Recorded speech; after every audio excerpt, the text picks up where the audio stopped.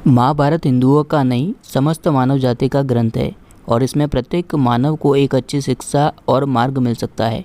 प्रत्येक मनुष्य को इसे पढ़ना चाहिए, चाहे वह किसी भी धर्म का हो। महाभारत में जीवन से जुड़ा ऐसा कोई सा भी विषय नहीं है जिसका वर्णन न मिलता हो, जिसमें मनुष्य के जीवन का कोई भी समाधान न मिलता हो। महाभारत में देश, धर्म, न्याय, राजनीति, समाज, योग, युद्ध, परिवार, ज्ञान, विज्ञान, अध्यात्म, तकनीकी आदि समस्त विषयों का वर्णन मिलेगा। वर्तमान युग में महाभारत के एक प्रसंग से आज का मानव कुछ सीख ले सकता है। ये प्रसंग उस वक्त का है जब पांचों पांडवों का वनवास हो गया था।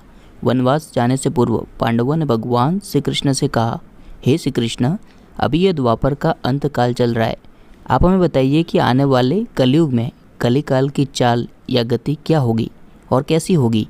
श्री कृष्ण कहते हैं, तुम पांचों भाई वन में जाओ और जो कुछ भी दिखे वह आकर मुझे बताओ, मैं तुम्हें उसका प्रभाव बताऊंगा। पांचों भाई वन में चले गए।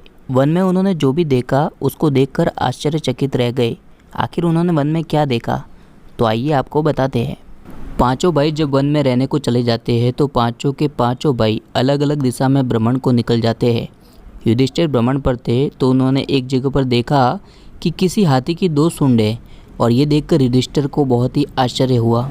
दूसरी दिशा में अर्जुन भ्रमण कर रहे थे। अर्जुन ने देखा कि एक पक्षी है, उसके पंखों पर वेदों की ऋचाएं लिखी हुई है, पर वह पक्षी मुर्दे का मांस खा रहा है। दोनों भाइयों की तरफ भीम भी भ्रमण कर रहे थे। भीम ने जो देखा वह भी आश्चर्यजनक था। उन्होंने देखा कि गाय ने बछड़े को जन्म दिया है। जन्म के बाद में वह बछड़े को इतना चाट रही है कि बछड़ा लहूलुहान हो गया है।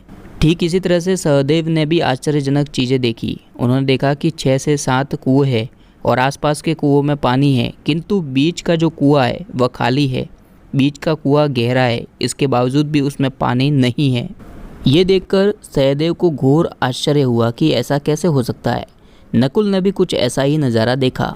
नकुल ने देखा कि एक पहाड़ के ऊपर से बहुत ही बड़ी शिला लुढ़कती हुई नीचे आती है और कितने ही वृक्षों से टकराकर उनको नीचे गिराते हुए आगे बढ़ जाती है। विशालकाय वृक्ष भी उसको रोक ना सके।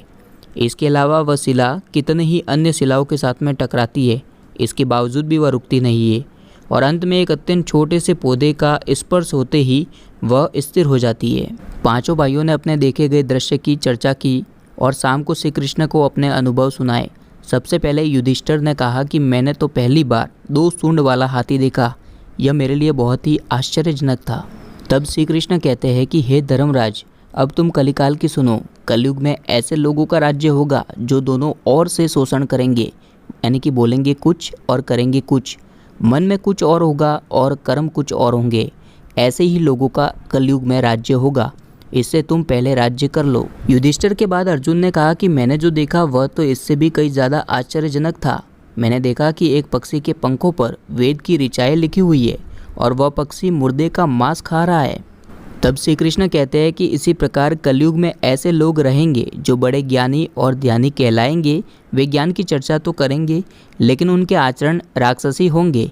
बड़े पंडित और विद्वान कहलाएंगे, किंतु वे यही देखते रहेंगे कि कौन सा मनुष्य मरे और हमारे नाम से संपत्ति कर जाए। हे अर्जुन, संस्था के व्यक्ति विचारेंगे कि कौन सा मनुष्य पहले मरे और संस्था हमारे नाम पर कर जाए। हर जाति धर्म के प्रमुख पद पर बैठे विचार करेंगे कि कब किसका श्राद्ध हो और कौन कब किस पद से हटे और हम उस पद पर चढ़े। चाहे कितने भी बड़े लोग होंगे, किंतु उनकी दृष्टि तो धन और पद के ऊपर ही रहेगी। हे अर्जुन, ऐसे लोगों की संख्या बहुत ज़्यादा होगी, कोई विरला ही संत पुरुष निकलेगा। इसके बाद श्री कृष्ण को भीम ने अपना अनुभव सुनाया। भीम ने कहा कि मैंने देखा कि गाय अपने बछड़े को इतना चाटती है कि बछड़ा लहूलुहान हो जाता है।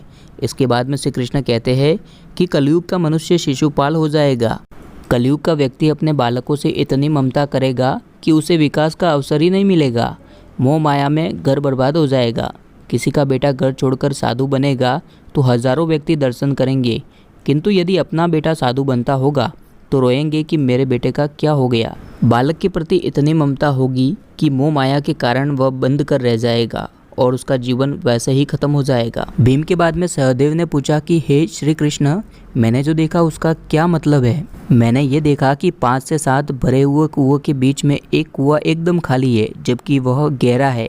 तो ऐसा कैसे संभव हो सकता है।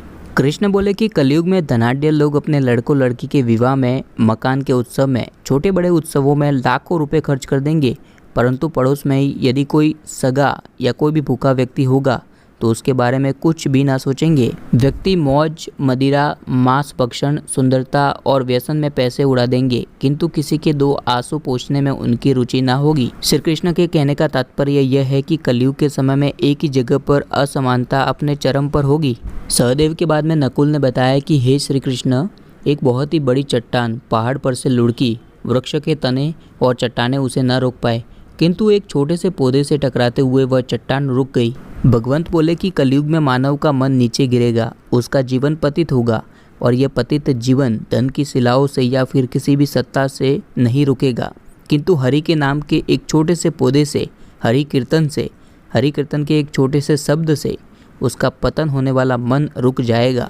दोस्तों, अभी हमने आपको महाभारत से आधारित जो 5 बातें बताई, ये आपको कैसी लगी नीचे कमेंट करके अवश्य बताइएगा। यदि आप भी भगवान के सच्चे भक्त हैं तो वीडियो को लाइक ज़रूर कीजिएगा।